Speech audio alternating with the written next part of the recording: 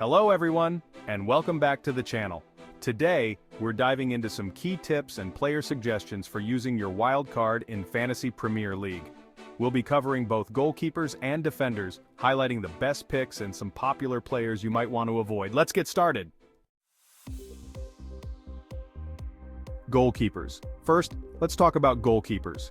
They might not be the most exciting position, but choosing the right one is crucial. 1. Raya. Raya, Arsenal's goalkeeper, is the most popular pick, and for good reason. Arsenal had the best defense in the league last season with the fewest expected goals conceded at 29.5 or 0.78 per game. According to the study Correlation Between Clean Sheets and Fixture Difficulty, which you can find in the comments, this gives Arsenal an average 41% chance of keeping a clean sheet in any given match, translating to around 16 clean sheets over the season. Their defense looks just as strong this year, so Raya is a solid choice. However, I would avoid him for two reasons. A. He takes up one of your 3 allowed Arsenal player slots, which might limit your options if you want to include Saka, Havertz, and an Arsenal defender later on. B. Prices are high this season, so saving money on your goalkeeper can free up funds for other positions. Raya costs 5.5 and you can find decent alternatives at 4.5. 2. Henderson, Flecken, Areola. These 3 goalkeepers are the most popular choices at 4.5. Crystal Palace, with Henderson, had 1.47 expected goals conceded per game last season. Brentford, with Flecken, had 1.55. West Ham, with Areola, had 2.05. The data clearly shows that West Ham had a significantly weaker defense last season compared to the other 2 teams, and nothing dramatic has changed this year. So, I would exclude Areola from my options. The other 2 goalkeepers seem equally good. However, since Crystal Palace has some defenders who might be good picks later on, I'd choose Flecken to avoid doubling up on defenders from the same team. Defenders. Now let's move on to defenders, starting with the most popular picks at the start of the season. 1. Saliba or Gabriel. Nearly all FPL managers started the season with one of Arsenal's center backs, Saliba or Gabriel. It's essential to have an Arsenal defender in any wildcard draft given their 2 clean sheets to start the season. They cost 6.0 and are worth the money. Between the 2, I would pick Gabriel because according to a mathematical analysis you'll find in the description, when choosing between 2 players of the same value, it's better to go with the one with lower ownership. 2. Gvardiol, Manchester City's defender. Gvardiol disappointed some in the season's start because he wasn't very attacking. However, he costs 6.0, City's defense is top-notch, and Gvardiol is a regular starter, so he is a great option for the same reasons we discussed for Arsenal's defenders.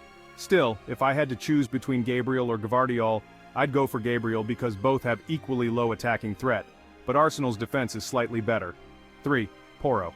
Tottenham's defense wasn't very strong last season, conceding 1.65 expected goals per game. This translates to a prediction of 6 clean sheets for the entire season, 10 fewer than Arsenal's expected total. Each clean sheet is worth 4 points for our defenders, so 10 fewer clean sheets is a 40-point disadvantage. Can Porro make up for these points through his attacking threat? Last season he ended with 0.08 expected goals per 90 minutes and 0.21 expected assists. So, if he played 90 minutes in all games, he should score 0.08 times 38 equals 3 goals, and assist 0.21 times 38 equals 8 times.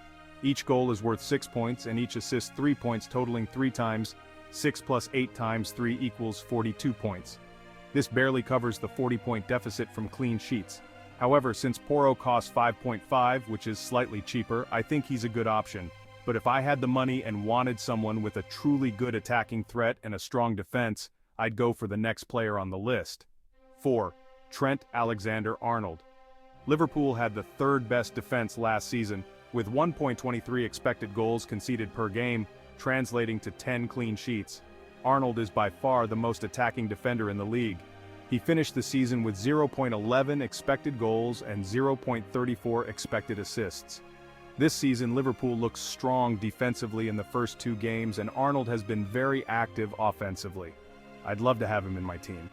The only problem is that he costs 7.0, but I'm willing to make all possible sacrifices to fit him in. 5. Robertson. He's like a mini Arnold, playing in the same team and having a similar attacking role. He's 1 million cheaper and might be value for money for those short on funds. Sometimes I even consider buying both of them. Robertson finished last season with 0.13 expected goals and 0.36 expected assists, making him the #1 in attacking threat among all defenders. A fantastic player. 6. Virgil, another Liverpool defender. He costs the same as Robertson. 100% Robertson between these two. 7. Robinson. He's the most popular player at the 4.5 price point, now up to 4.6. There are many average options at this price range. None stand out. I'd rather spend my money on top-tier options like those analyzed earlier and save funds by filling out my team with cheap 4.0 defenders. Fulham, Robinson's team, had a mediocre defense last season with 1.76 expected goals conceded. Not many clean sheets are expected. As a player, he isn't particularly threatening, with only 0.02 expected goals plus 0.10 expected assists per 90. He's overrated on social media and by content creators. Conclusion. In the next video, we'll analyze midfielders and forwards. Be sure to subscribe and stay tuned for more tips on how to maximize your FPL wildcard.